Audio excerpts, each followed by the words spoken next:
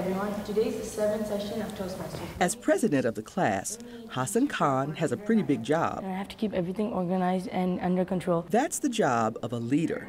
And as everyone in this class knows, better speakers are better leaders. Our first speaker today will be Farisha. This group of teens has spent the past 7 weeks writing speeches, developing their presentation skills. Thank you, Farisha. And learning the rudiments of being a good public speaker. Against the advice of banks and the government, Muhammad's idea was to give out tiny loans, also called microloans, to people who wanted to start their own small enterprise. The program is the brainchild of Irving police officer Nia Pope. That was very informative. To tell you did a lot of research on that. Officer Pope is the immediate past president of Icebreakers, the City of Irving employees branch of Toastmasters International. One of the things that Toastmasters encourages us to do is to share our knowledge. They do have a program for youth leadership. I researched it. I talked to the library about possibly putting this on for a summer program, and it's Youth Leadership for Success. The 8-week class concentrates on helping teens find their voice. Using Toastmaster guidelines, the teens learn the fundamentals. Speak clearly with loud volume so everyone can hear you. Walking around and using your hands and gestures and speaking loud. And always looking at the crowd and always doing gestures, because that way you get the audience attention to you. The students had several opportunities to practice their newfound skills, among them table topics. I know some of you have asked about table topics.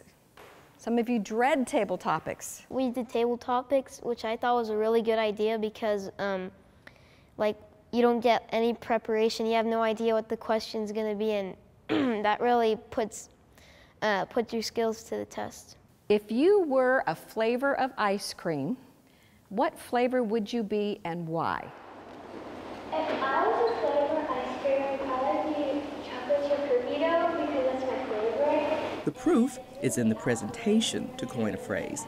Some of the teens took the class with a specific goal in mind. I wanted to speak in front of people, to get them to vote for me for student council. Others needed a little coaxing. Actually, it was my dad who signed me up, but when in the library calendar, I heard about it. I didn't know anything about this class. My mom and dad signed me up.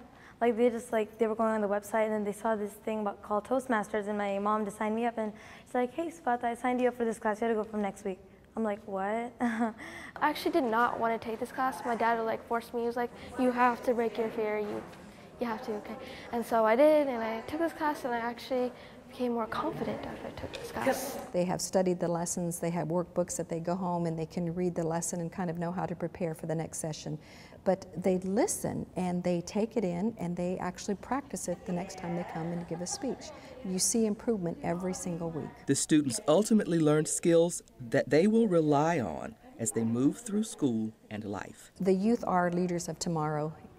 One of the participants did say to you, better speakers make better leaders, which is exactly what we have been trying to instill in them. This is Kathy Whiteman reporting.